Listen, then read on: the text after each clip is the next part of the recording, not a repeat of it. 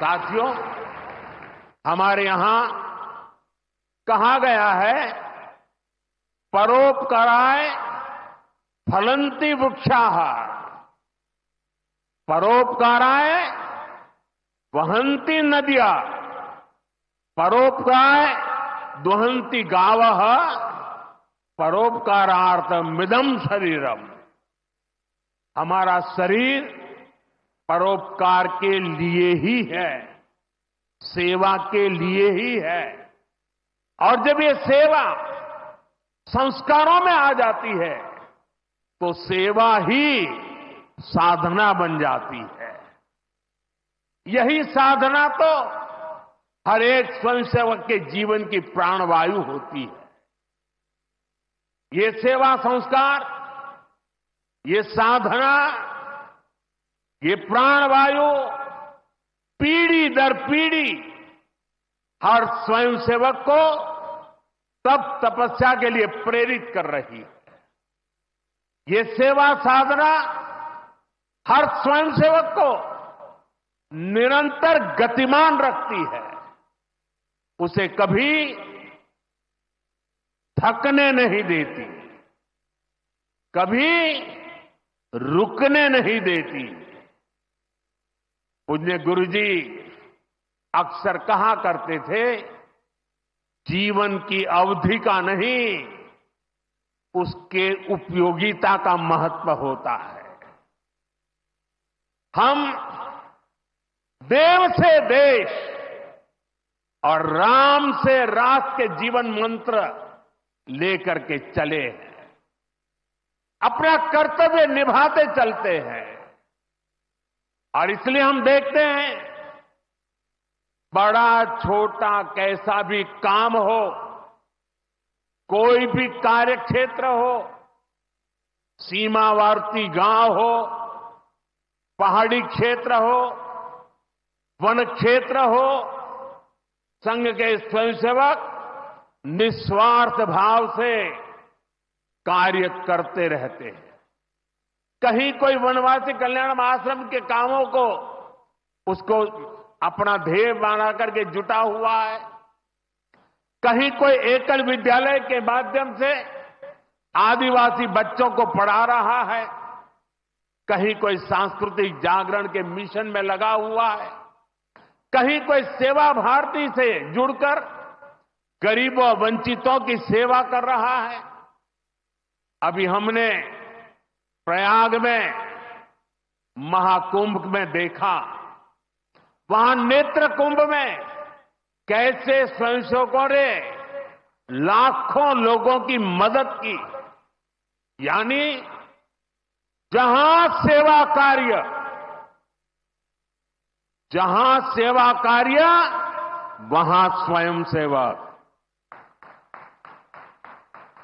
कहीं कोई आपदा आ जाए, बाढ़ की तबाही हो या भूकंप की विभीषिका हो, स्वयंसेवक एक अनुशासित सिपाही की तरह तुरंत मौके पर पहुंचते हैं।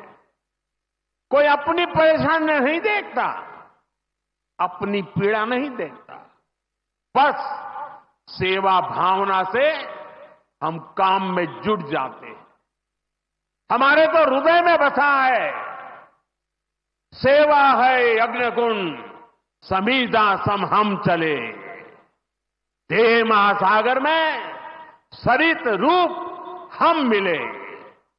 साथियों, एक बार एक इंटरव्यू में परमपूज्य गुरुजी से पूछा गया कि वो संघ को सर्वव्यापी क्यों कहते हैं।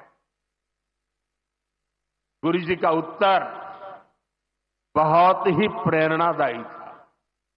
उन्होंने संघ की तुलना प्रकाश से की थी, उजाले से की थी। उन्होंने कहा कि प्रकाश सर्वव्यापी होता है, वो खुद ही अकेले सारे कार्य भले न करे, लेकिन अंधेरे को दूर करके वो दूसरों को कार्य करने का रास्ता दिखा देता है। गुरुजी की ये सीख हमारे लिए जीवन मंत्र है। हमें प्रकाश बनकर अंधेरा दूर करना है, बाधाएं मिटानी है, रास्ता बनाना है। उस भाव को हम जीवन भर सुनते रहें। हर कोई कम अधिक मात्रा में जीने का प्रयास करता रहा। मैं नहीं, तुम, अहम नहीं, वयम, इदम राष्ट्राय, इदम न मम। साथियों, जब प्रयासों के दौरान जब मैं नहीं, हम का ध्यान होता है, जब राष्ट्र प्रथम की भावना सर्वोपरि होती है, जब नीतियों में, निर्णयों में देश के लोगों का हित ही सबसे बड़ा होता है, तो सर्वत्र उसका प्रभाव भी और प्रकाश भी नजर आता है। विकसित भारत के लिए सबसे जरूरी है कि हम उन बेड़ियों को तोड़े जिनमें देश उलझा हुआ था। आज हम देख रहे हैं भारत कैसे गुलामी की मानसिकता को छोड़कर आगे बढ़ रहा है। गुलामी की निशानियों को जिस हीन भावना में 70 वर्षों से डोया जा रहा था, उनकी जगह अब राष्ट्रीय गौरव के नए अध्याय लिखे जा रहे हैं। वो अंग्रेजी कानून जिन्हें भारत के लोगों को नीचा दिखाने के लिए बनाया गया था, देश ने उन्हें बदल दिया है। गुलामी की सोच से बनी दंड संहिता की जगह अब भारतीय न्याय संहिता लागू हुई है। हमारे लोकतंत्र के प्रांगण में अब राजपथ नहीं, कर्तव्य पथ है। हमारी नौसेना के ध्वज में भी गुलामी का चिन्ह छपा हुआ था, उसकी जगह अब नौसेना के ध्वज पर छत्रपति शिवाजी महाराज का प्रतीक लहरा रहा है। अंडमान के द्वीप जहां वीर सावरकर ने राष्ट्र के लिए यातनाएं सही, जहां नेताजी सुभाष बाबू ने आजादी का बिगुल फूंका, उन द्वीपों के नाम भी अब आजादी के नायकों की याद में रखे गए हैं। साथियों, वसुधैव कुटुंबकम का हमारा मंत्र आज विश्व के कोने कोने में पहुंच रहा है और दुनिया इसे हमारे कार्यों में भी देख रही है, महसूस कर रही है। जब कोविड जैसी महामारी आती है तो भारत विश्व को परिवार मानकर वैक्सीन उपलब्ध करवाता है। दुनिया में कहीं भी प्राकृतिक आपदा हो, भारत पूरे मनोयोग से सेवा के लिए खड़ा होता है। अभी आपने कल ही देखा है, म्यांमार में इतना बड़ा भूकंप आया है। भारत ऑपरेशन ब्रह्मा के तहत वहां के लोगों की मदद के लिए सबसे पहले पहुंच गया है। जब तुर्की में भूकंप आया, जब नेपाल में भूकंप आया, जब मालदीव्स में पानी का संकट आया, भारत ने मदद करने में घड़ी भर की भी देर नहीं की। युद्ध जैसे हालातों में हम दूसरे देशों से नागरिकों को भी सुरक्षित निकाल करके लाते हैं। दुनिया देख रही है, भारत आज जब प्रगति कर रहा है तो पूरे ग्लोबल साउथ की आवाज भी बन रहा है। विश्व बंधु की ये भावना हमारे ही संस्कारों का विस्तार है।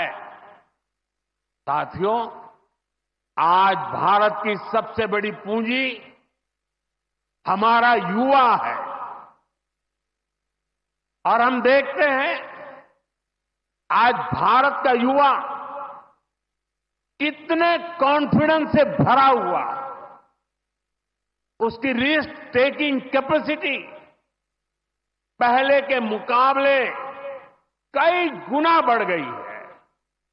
वो नए नए इनोवेशन कर रहा है, स्टार्टअप्स की दुनिया में अपना परचम लहरा रहा है और सबसे बड़ी बात, आज के भारत का युवा अपनी विरासत पर गर्व करते हुए, अपनी संस्कृति पर गर्व करते हुए चल रहा है। अभी हमने प्रयागराज महाकुंभ में देखा, आज की युवा पीढ़ी लाखों करोड़ों की संख्या में महाकुंभ में पहुंची और इस सनातन परंपरा से जुड़कर गौरव से भर उठी। आज भारत का युवा देश की जरूरतों को ध्यान में रखते हुए काम कर रहा है। भारत के युवाओं ने मेक इन इंडिया को सफल बनाया है। भारत का युवा लोकल के लिए वोकल हुआ है, एक जज्बा बना है।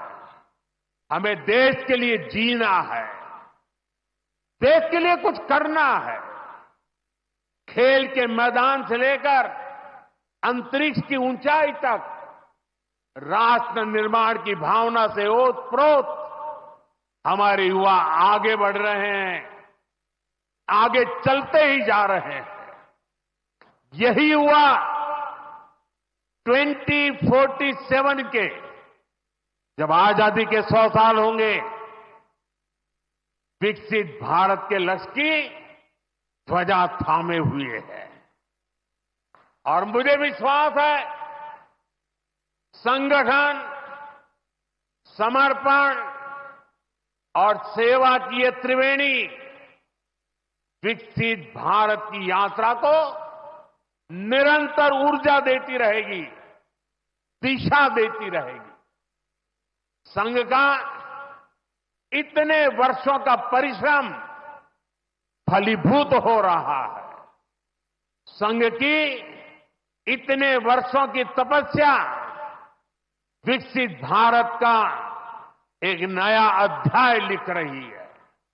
साथियों, जब संघ की स्थापना हुई तब भारत की हालत भी अलग थी और हालात भी अलग था।